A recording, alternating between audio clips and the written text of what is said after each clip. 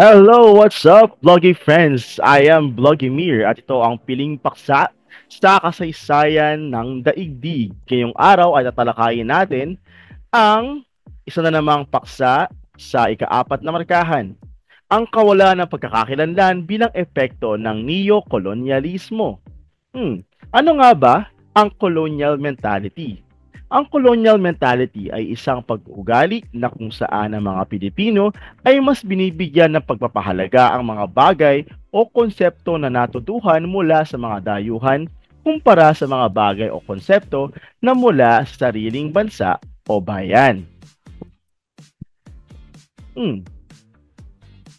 Ayon kay E.J.R. David, PhD, na isang Associate Professor ng Psychology sa University of Alaska Anchorage, na mula sa Colonial Mentality Implicit Association Test or CMIAT, 56% ng mga Filipino ang nagpapakita ng malakas na inferiority sa kulturang Filipino at superiority sa Amerikanong kultura.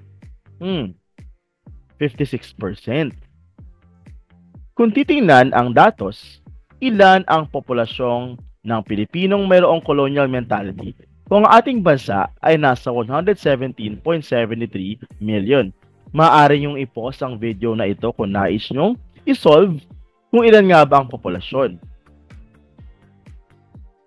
Karagdagan pa, isa sa dalawa or 50% ng mga Pilipino ang gumagamit ng skin whitening products, ang pinakapopular na palatandaan ng colonial mentality sa Pilipinas. Tanong, paano nag-aambag ang neokolonyalismo sa pagkawala o pagkalito ng pagkakakilanlan pambansa? Isa-isahin natin. Nandyan ang dominasyon ng dayuhang kultura. Ang malakas na impluwensya ng banyagang wika, pananamit, pagkain at entertainment ay maaaring magdulot ng paglayo ng mga mamamayan sa kanilang sariling kultura at tradisyon. Halimbawa, mas yatangkilit na maraming bansa ang mga dayuhang produkto at media kaysa sa sarili nila. Pangalawa, paghina ng wikang pambansa dahil sa paggamit ng mga banyagang wika tulad ng English, bilang pangunahing medium sa edukasyon, negosyo at opisyal na usapan, maaaring mawala ng halaga o unti-unting mawala ang sariling wika na mahalagang bahagi ng pambansang pagkakakilanlan. Ikatlo, pagtangkilik sa kanluraning ideolohiya. Maraming mga bansa ang naiimpluwensyahan ng mga dayuhang pananaw sa politika, ekonomiya at pamumuhay. Dahil dito, maaaring mahirapan ang isang bansa na magkaroon ng sariling direksyon batay sa kanilang kasaysayan at pangangailangan.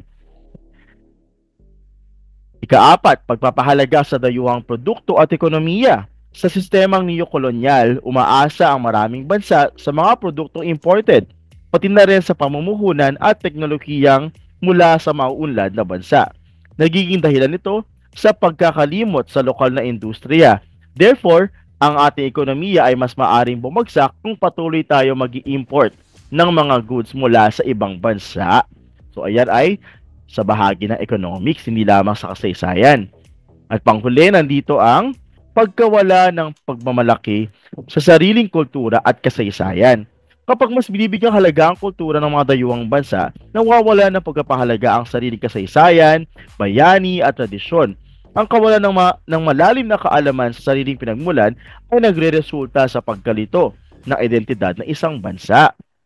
Ano nga ba ang mga palatandaan ng isang bansa ay nawawala ng sariling pagkakakilanlan dahil sa impluwensya ng mga dayuhan? Meron tayong 5 palatandaan. Una, pagpapalit ng sariling wika at pagtanggi sa mismong wika. Mas ginagamit ng mga tao ang wikang banyaga kaysa sa sariling wika, lalo na sa edukasyon, negosyo, at opisyal na komunikasyon. Nawawala o humihina ang paggamit ng mga katutubong wika at dialekto, lalo na sa mga kabataan. Number 2, pagkalimot sa sariling kasaysayan at bayani. Hindi na kilala ng maraming mga tao ang kanilang mga sariling bayani, alamat at kasaysayan. Mas binibigyang pansin ang kasaysayan ng ibang bansa kaysa sa ating sariling bansa.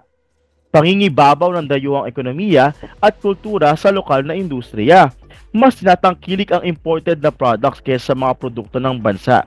Namamayani ang mga dayuhang kumpanya sa ekonomiya habang pinababayaan ang lokal na industriya.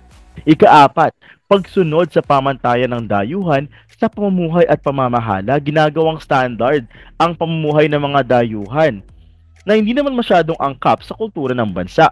Ang pamantayan ng kagandahan, pananamit at pamumuhay ay hinuhubog ng banyagang impluensya. Ika-5, pagkawala ng tradisyonal na kaugalian at pananampalataya. Nawawala o nababawasan ang pagkasagawa ng mga ritual, kaugalian at paniniwala. Ang mga tradisyonal na gawi ay itinuturing na luma o hindi moderno. Sa kabuuan, ang neokolonyalismo ay hindi lamang isang usapin ng ekonomiya, kundi isang malalim na issue ng pagkakakilanlan. Dahil dito, mahalaga ang pagsisikap na panatilihin at ipagmalaki ang sariling wika, kultura at kasaysayan upang mapanatili ang pambansang identidad sa gitna ng malakas na impluensya ng mga dayuhang kapangyarihan. So ayan na po mga vloggy friends, dyan na nagtatapos ang ating video sa araw na ito. Paalam!